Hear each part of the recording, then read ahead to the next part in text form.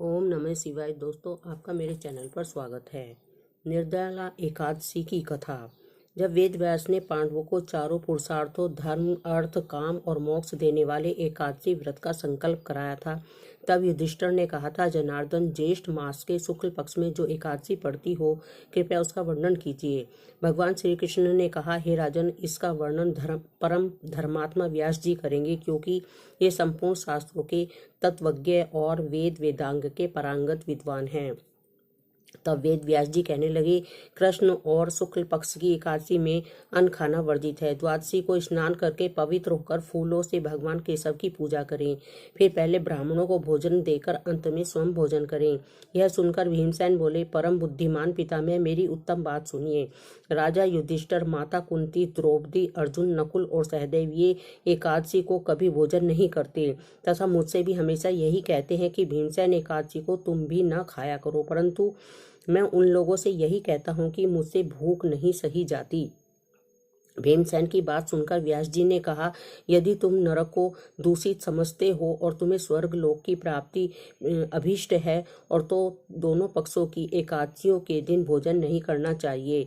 भीमसेन बोले, महाबुद्धिमान पिता, मैं आपके सामने सच कहता हूँ, मुझसे एक बार भोजन करके भी व्रत नहीं किया जा सकता, तो फिर उपासना करके मैं कैसे रह सकता हूँ, उपवास करके मैं कैसे रह सकता हूँ।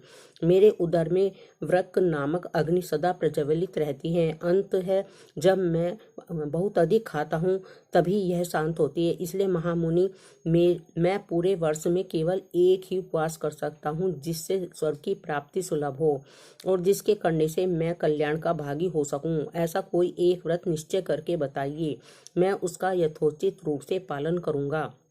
व्यास जी ने कहा, भीम, ज्येष्ठ मास में सूर्य वृष राशि पर हो या मिथुन राशि पर शुक्ल पक्ष में जो एकादशी हो, उसका यत्न पूर्वक निर्जल व्रत करो।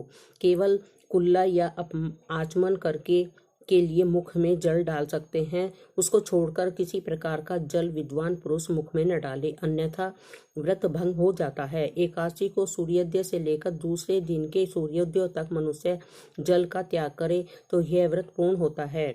इसके बाद द्वादशी को प्रभात काल में स्नान करके ब्राह्मणों को विधि पूर्वक जल और सुवर्ण का दान करे। इस प्रकार सब कार्य पूरा करके जितेंद्रिय पुरुष ब्राह्मणों के साथ भोजन करे। वर्ष भर में जितनी एकादशियां होती हैं, उन सब का फल इस निर्जला एकादशी से मनुष्य प्राप्त कर लेता है, इसमें तनिक भी संदेह नहीं है। शंख, चक्र और गदा धारण करने वाले भगवान केशव ने मुझसे कहा था कि यदि मानव सबको छोड़कर एकमात्र मेरी शरण में आ जाए और एकादशी को निराहार रहे तो यह सब पापों से छूट जाता है। हे कुंती नंदन, निर्जला एकादशी के दिन श्रद्धालु स्त्री पुरुषों के लिए जो विशेष दान और कर्तव्य विहित हैं, उन्हें सुनो। उस दिन जल में शयन करने वाले भगवान विष्णु का पूजन करें और जल में धेनु यानी पानी में खड़ी गाय का दान करना चाहिए। सामान्य गाय या घी से बनी गाय का दान भी किया जा सकता है। इस दिन दक्षिणा और कई तरह की मिठाइयों से भगवान को और ब्राह्मणों को संतुष्ट करना चाहिए। इससे संतुष्ट होने पर श्री हरि मोक्ष प्रदान करते हैं। जिन्होंने श्री हरि की पूजा और रात्रि में जागरण करते हुए इस निर्जला एकादशी का व्रत किया है, उन्होंने अपने साथ ही बीती हुई 100 पीढ़ियों को, आने वाली 100 पीढ़ियों को और भगवान वासुदेव के परम धाम में पहुंचा दिया है। निर्जला एकादशी के दिन अन्न, वस्त्र, गौ, जल, सैया, सुंदरासन, कमंडलू तथा छाता दान करने चाहिए। जो श्रेष्ठ तथा सुपात्र ब्राह्मणों को जूता दान करता है, वह सोने के विमान पर बैठकर स्वर्ग लोक में प्रतिष्ठित होता है। जो इस एकादशी की महिमा को भक्ति पूर्वक सुनता अथवा उसका वर्णन करता है, वह स्वर्ग लोक में जाता है। चतुर्दशी युक्त अमावस्या को सूर्य ग्रहण के समय श्राद्ध करके मनुष्य जिस फल को प्राप्त करता है, वही फल इस कथा को सुनने से भी मिलता है। भीमसेन, ज्येष्ठ मास में शुक्ल पक्ष की जो शुभ एकादशी होती है, उसका निर्जल व्रत करना चाहिए।